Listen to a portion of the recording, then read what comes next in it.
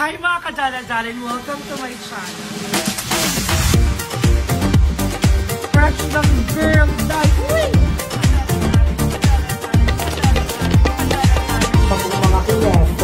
Mga kineto.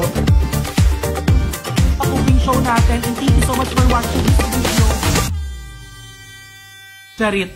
Mga kadala-darling.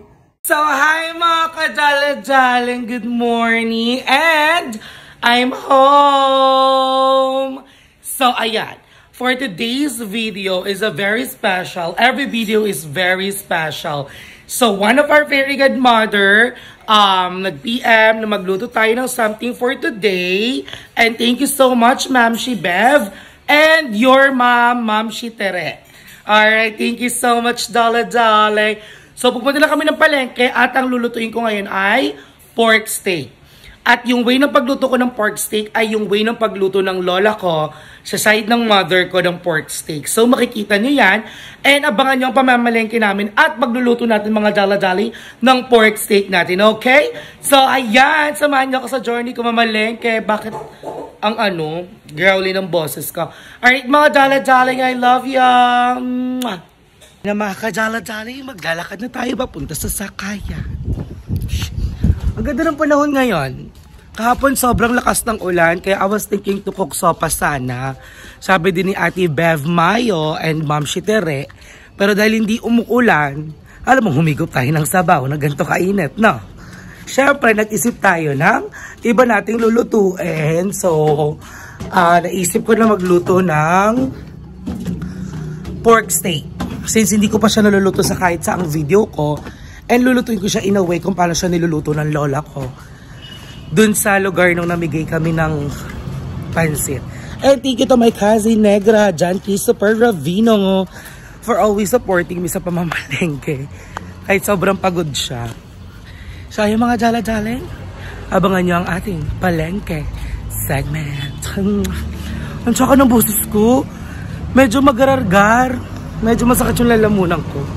So ayan, tara na. Biyahe tayo. Charot. Ayan na, palengke shoot na naman tayo. Bibili tayo ng baboy truck. Ay, magandang hapon naman siya. Reminder lang po na po ng kolektor para po sa Salty and Kuryente. Ay, bayaran na. Ay, bayaran na pala. Bayaran na pala ng kuryente. Okay, bibili muna tayo ng baboy at mga kailangan natin para sa pork steak. Okay, I love you. Nakabili na tayo ng baboy at tinatapan natin kay Kuya. Okay na po yan. Ganda ng mga baboy nila dito, olo. Eh, pati daman, no.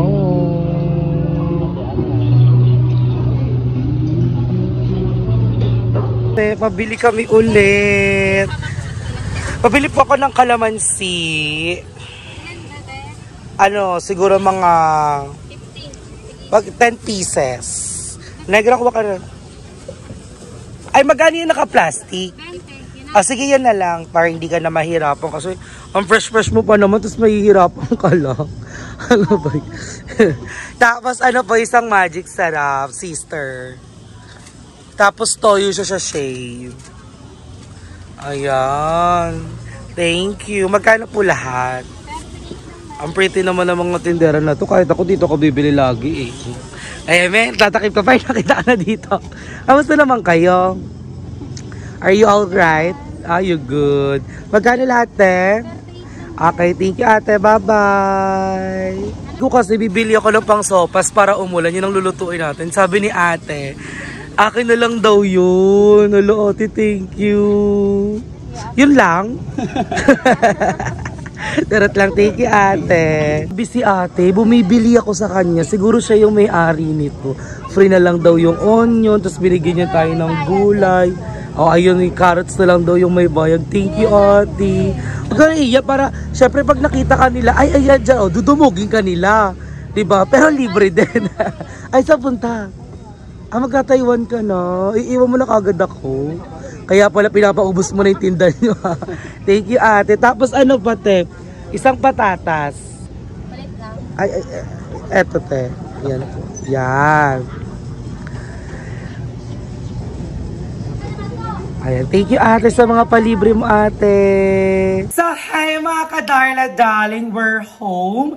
And sobrang saya talaga sa palengke, lalo na sila ate, sobrang bait nila. Kasi parang nag-iisip ako magluto ng sopas kapag maulan na, yung tipong umuulan na kasi dapat sopas nga ngayon, di ba, as I mentioned earlier. Pero hindi natuloy yung sopas dahil sobrang init. Pero binigyan niya tayo ng gulay kasi pauwi na daw siya galing papuntang Taiwan. So shoutout sa iyo ate na sobrang bait mo na nagtitinda ng gulay dyan sa Trece Martires City Public Market. I love ya. So anyway, since pork steak ang ating bibilin, ito na ang ating pork. And pinatapa ko na siya. And then one thing na ginagawa ng lola ko is may binababad niya muna sa kalamansi at toyo. Okay. So, lagi nga akong pinagbibilang nun eh. Sabi niya, 10 piraso daw. So, 1, 2, 3, 4, 5, 6, 7, 8, 9, 10. Ayan! So, na-miss ko mag-cooking segment talaga ulit. And that's why I'm very excited. Kaya, na-excite talaga ako nung nag-PM sa akin si Ate Bev Mayo and yung mom niya, si Ma'am Shitere. Hi, Ma'am Shitere and hi, Ate Bev Mayo. Thank you so much. So, hihiwain na natin yung kalamansi. Ayan. Ganyan. Ganyan ba kayo mag-iwa ng kalamansi? Ako kasi pag nag-iwa ako ng kalamansi, dito, di ba ganyan siya? Isa-slide mo siya ganyan para dito sa gitna, para maganda. So, 1, 2, 3, 4. Ewan ko sa lola ko, basta laging 10 piraso ang pinapahiwa niya sa akin. Ganun. 10 piraso sa 1 kilo. Diba? Masarap to mga dala-daling, try it. Ayan na naman yung mga customer ko. Hindi pa ako nagluluto, marampa na sila. Namiss din ako mga customer kong langaw. Ayan, perfect. So yan, pipiratin lang natin siya dito sa ating baboy. Hindi ko na mapakita. Hoy, napaka-early mo naman, close pa!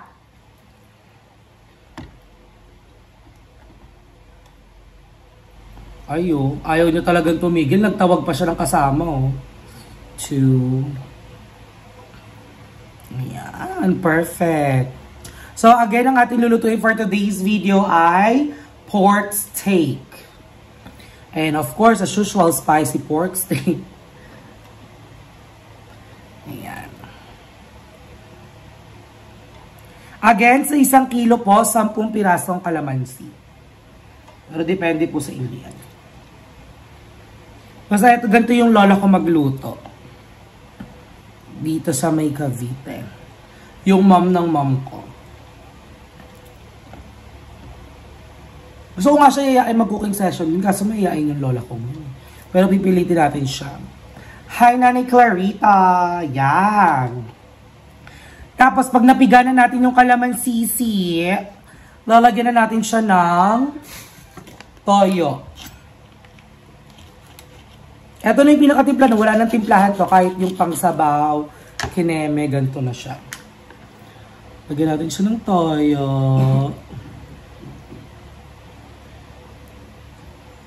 And then, isang magic syrup.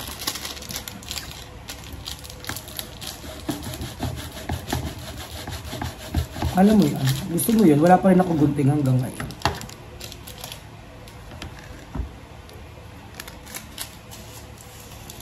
Ayan. And then, ibababad lang natin siya siguro for like at least 30 minutes bago natin siya lutuin. And then, yung way talaga nito, nagugas naman po ako ng kamay, mga darling. Ayan. Kasi para kumapit lang yung toyo at kalamansi dito sa ating pork.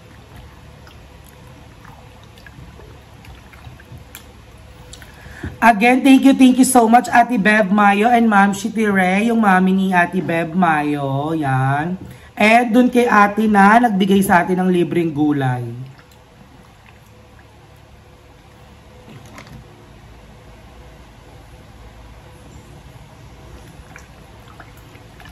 Ayan, ibababad lang natin yan.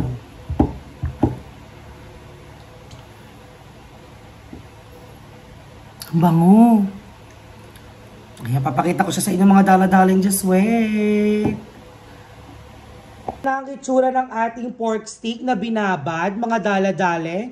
10 pirasong kalamansi, isang magic sarap at toyo. Ayan, ibababad lang natin siya hanggang sa masipsip ng pork yung ating toyo kalamansi, yung marinating kinembolar natin. And then after nun, ipapakita ko sa inyo yung process ng pagluluto niya. Okay mga darla-darling, babalikan ko kayo kapag nagluluto na tayo. I love ya! So hi mga kadala-darling, hello again everyone. So ayan, magsisimula na tayo magluto ng ating pork steak. So ganito ang ginagawa namin. As you can see earlier, binabad ko siya, I think more than 30 minutes na. And then ang gagawin na natin ay ipiprito na natin siya. Ayan. Ganun magluto yung lola ko ng pork steak. Ipiprito nyo lang siya.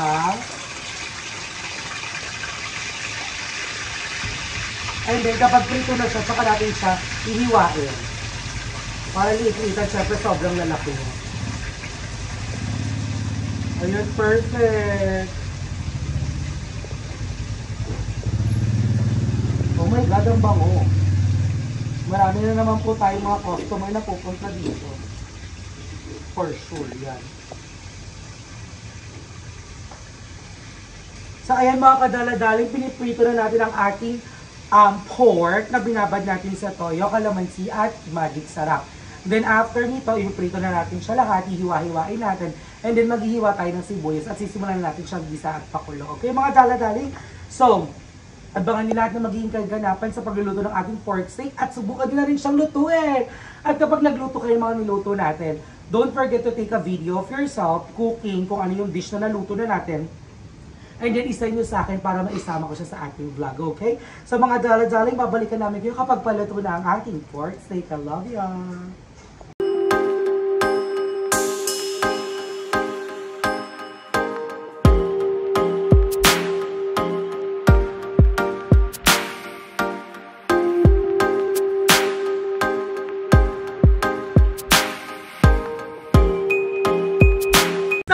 Kadala-daling patapos ng maluto ang ating pork. Look!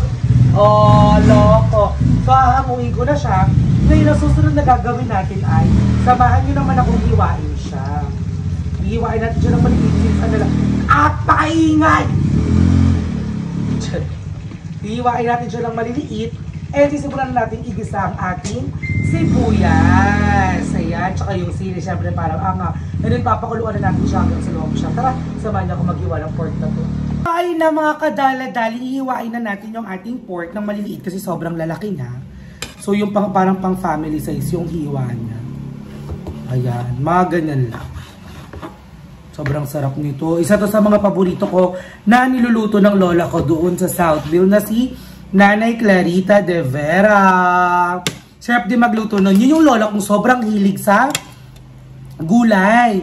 Kasi nga si Lola Clarita ay laking Isabela province. Kaya sa mga Isabela dyan, mga Ilocano, hayaan nyo, yayayain ko yung lola ko magluto ng Ilocano food, which is yung dininding. Di ba yung Ilocano food ang dininding? Tama ba ako? Yun, dininding, tapos talagyan lang ngayon ng isda, ulo ng bangus, or ng tilapia, tapos yung tawag dito, the bagoong alamang. Oh my God, nakalimutan ko magpabili ng bagoong alamang sa Manila, sa may altura. Lalagot ako sa lola ko. Kasi sabi niya, bago ko umuwi, sabi ng ate ko, ibili ko daw si Nanay Baby. Baby kasi yung palayaw ng lola ko. Si Nanay Baby ng bagoong doon. Kasi doon may bagoong Pangasinan na talagang, alam mo yung buo-buo yung ano, yung isda doon sa bagoong nila. Lagot ako doon. Talak na naman po ang ating Darla sa kanyang lola rep. Ayan, hiwa-hiwa lang. Sarap. Pwede na nga itong kainin ng ganito. Charis. Nagutom na, hindi na tinapos yung pagluluto. Ayan, gano'n lang yung gagawin nyo, Darla, darling. Imamarinate nyo lang yung pork. And then after nyo i-marinate yung pork, ipiprito nyo siya. And then after nyo iprito, papakuluan nyo siya. Tapos isasabayin nyo yung natirang pinangbabad nyo sa kanya. Habang kinukulo. Tapos lalagyan natin siya ng onion. And then since nga mahilig kami sa maanghang, magluluto din, lalagyan natin siya ng sili. It's actually one of Simon's favorite, yung XPIC ko. Isa to sa mga paborito niyang pinapaluto sa akin. Pero ang ginagamit namin is beef. Beef steak talaga. Yung pinakamalambot na part. Is it sirloin or tenderloin? Kahit ano doon. Diba? Ayan. Okay, tapos na po natin hiwain ang ating pork. And then, ang hihiwain naman po natin ay ang ating white onion. Ang arte, white onion. Ayan, hiwain lang natin yung ating onion. Balatan lang natin siya, syempre. Alam niyo, kahit yung weather, yung season na dapat ngayon ay ulan ng ulan, kahit umuulan na, sobrang init pa rin. Nakakaloka. Hindi ko alam kung bakit. So, ang hiwa ng onion natin ay pabilog, okay? Ang arte, ganun din naman to pag ginuya, durog. Pang plating na lang, tsaka pang presentation na lang yung bilog-bilog. Pero sundin natin yun. So, 2 onion yung ginamit ko kasi nga ano siya, 1 kilo. So, ulam na namin to ng 3 days. Charot. Makulimlim na, pero grabe yung singaw ng lupa. Ang init. Ramdam ko siya dito. Ayan. So, ito pong onion natin ay hugas na, okay? At nilagay ko na po siya sa ref. Sa ref. Kasi yung ref po, nilalagyan po siya ng mga gulay. Kasi hindi naman siya nakasindi. Dahil hindi naman po sa atin ang ref na yan. Yan po ay sa BNP. So, ayan. Hugas na po yung onion natin. And then, syempre, yung sili.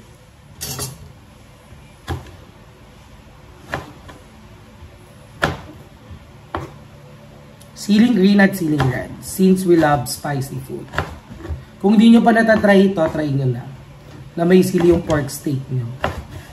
Kahit nga po yung ano, tawag dito, yung munggo, nilagyan ko yun ng siling green. Kasi pampalasa rin siya.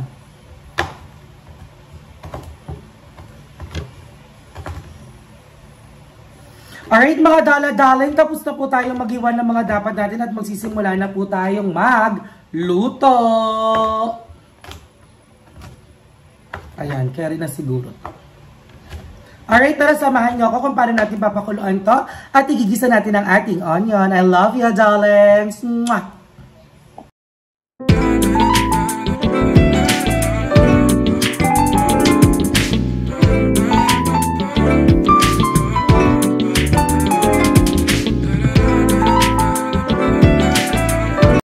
Mga kadala-daling, tapos na natin hiwain ng ating pork, tapos na natin hiwain ng ating sibuyas at ang ating sili, and then nakabukas na rin siya at doon na tayo sa pinagprituhan magigisa ng ating ng ano to? Onion. Ayan. Binawas na ko yung mantika kasi sobrang dami. Lagay na natin yung sili. You should try this mga dala-dala. Gisa-gisa lang. Parang ang sarap naman neto. Ayan, gisa-gisa. Again, kapag nailagay na natin yung baboy at yung sabaw, huwag na natin lakasan yung apoy, mahina lang dapat. Kailangan low heat lang para lumambot pa yung ating pork. Since malambot naman yung pork, dahil ang ginamit ko dyan ay kasim. Pinirito ko lang siya para kumapit lalo yung pinamarinate natin sa kanyang mga timpla. So, ayan, gisa-gisa lang. Hinahangin yung ating apoy. Ayan, gisa-gisa lang. And again, thank you so much, Ate Bev Mayo. And yung mom niya na si Ma'am Shiteri. Thank you so much, Ate Bev Mayo and Ma'am Shiteri, for making us cook the pork steak. Spicy pork steak. Ang bango na. So, ayun, nakikita nyo medyo paluto na yung ating onion. So, ang gagawin natin, ilalagay na natin yung ating pork para kumapit yung lasa ng onion.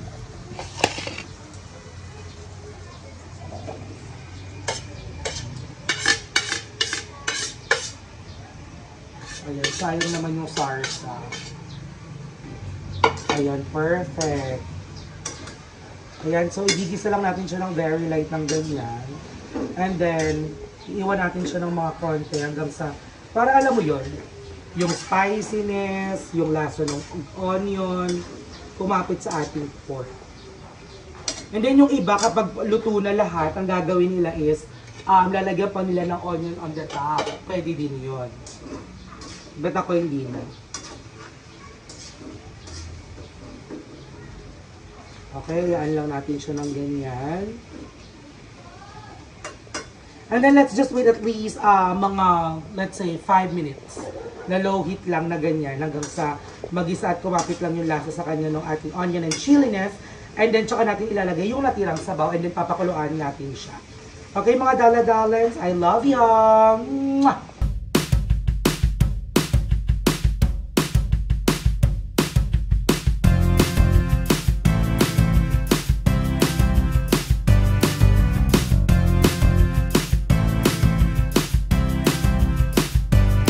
Mga jala-darlings na ilagay na natin ang ating sabaw na natira na pinang-marinate natin at nilagyan natin siya ng konting water.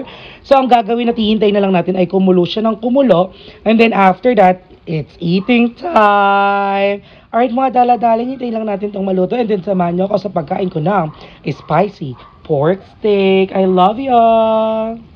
Ayan na po, luto na po ang ating pork steak. So, let's go! The moment of truth, kainan na! So, ayun mga dala-daling, kainan na! Again, thank you so much, Ate Beb Mayo, sa pagpapaluto sa atin ng pork steak na dapat ay sopas, pero hindi umulan, mainit. Kagay naman sopas ng mainit. So, ayun na. Anong buhat? Ang anghang. Ang sarap. Ang sarap. And again, thank you so much mga dara-darling for supporting me all the time. Alam mo yun, yung mga nanonood, nagko-comments, and then yung naghahanap sa akin, nag-PM, asa na yung video mo. Thank you so much. I really appreciate all those supports na binibigay nyo sa akin, mga dala-darlings ko. I love you. Tara, kain tayo.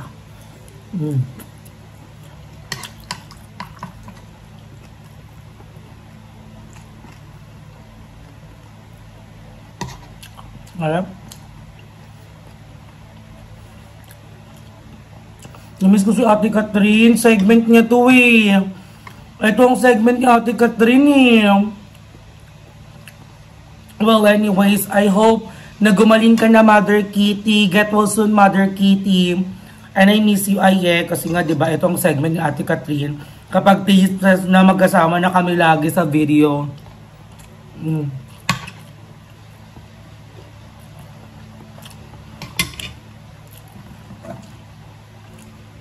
Miss ko din si Andrew.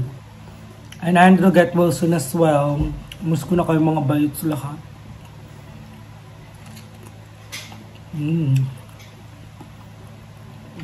Sarap.